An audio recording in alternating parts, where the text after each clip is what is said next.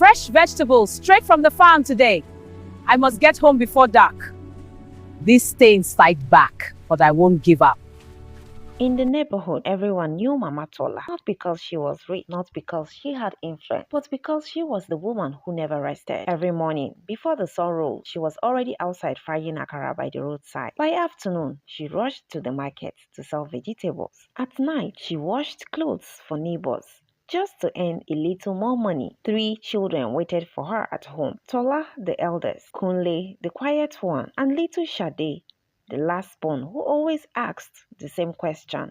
Mommy, when will Daddy come back? Mama Tola will always smile weakly. Soon, my child, soon. But deep inside, she knew the truth. Their father has disappeared. Their father, Kunle Sr., was not jobless. He worked, but he only brought money when he felt like it. Sometimes 2 months would pass before he dropped a small amount on the table like he was doing the family a favor. Yet, he always had money for other women. People in the area whispered, "See that man? His wife is suffering while he is chasing girls." One day, he told his wife, "I am traveling far to work. When I make money, your suffering will end." That was the last day anyone saw him. Days became weeks. Weeks became months. Months became 1 year. Whenever Mama Tola called him, he would say, "I am busy working. Big money is coming. Just wait." But nothing ever came. Then one day, his phone stopped going through. Life became harder. School fees, food, rent, clothes, 3 growing children, but Mama Tola refused to break. When there was no money for food, she ate garri and water so her children could eat rice. When school fees were due,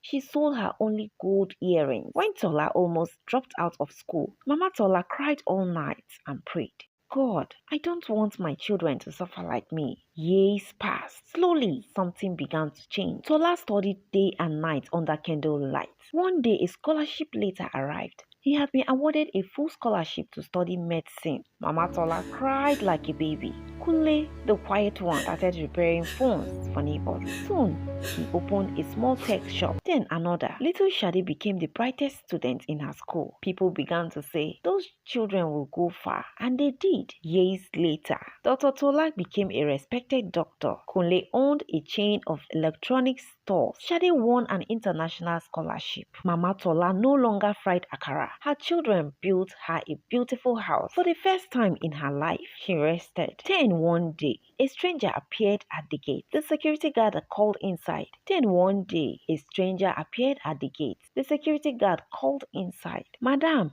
someone is here. He says he is the children's father." Mama Tola's hand began to shake. Standing at the gate was a man who looked older, tired, and worn out. Kunle Sr. After many years, he smiled awkwardly. "My children, I came back. I heard you are all successful now." Silence filled the compound. The 3 children looked at him, the man who never paid their school fees, the man who never bought them clothes, the man who never answered their mother's cries. Now he had returned. Then Dr. Tola spoke. His voice was calm. "Sir, we are grateful you gave us life, but the man who raised us is our mother." Kunle added quietly, "She was father and mother." Little Shade looked at him with tears in her eyes. "You left when we needed you the most." The old man lowered his head. For the first time in his life, he had nothing to say. Mama Tola walked forward slowly. She looked at the man she once loved. Then she said something that shocked everyone. "Give him food." The children looked confused. She continued softly, "No matter what he did, hunger should not punish him. He had abandoned the greatest treasure of his life."